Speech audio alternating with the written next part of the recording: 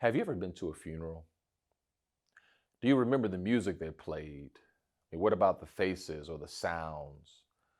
Was it at a church or a funeral home? Do you remember what was said during the eulogy? Most importantly, how did you feel? What emotions come to mind when you think of a recent funeral that you've attended?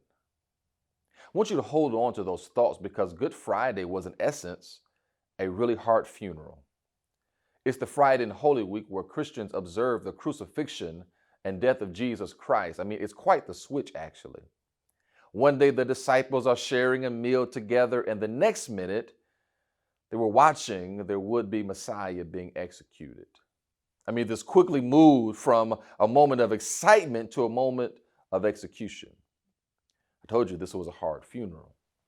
This must have been hard to watch considering what they had seen these last 3 years. Jesus had conquered illness. He was able to cast out demons on more than one occasion. He brought the loved ones of others back to life. Surely this man that was able to do all of that, was able to give sight to the blind, would be able to save himself. He could have, but he doesn't. In fact, different traditions celebrate this day in a variety of ways. I remember growing up, they would have a service called the 7 Last Words of Jesus Christ. We would invite several different preachers in, and they would give small sermonettes on the 7 last phrases of Jesus Christ.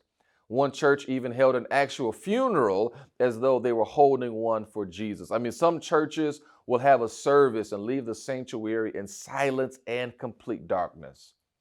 Others strip the entire pulpit. They take away the Bible and everything on the altar tables and podiums so that it's completely bare, and leave with the sound of 3 loud chimes or bells as a marker of Peter's betrayal.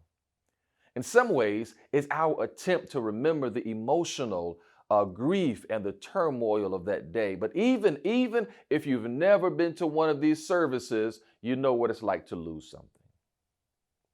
You know what it's like to lose something or someone that you love. But that is the essence of the Christian faith.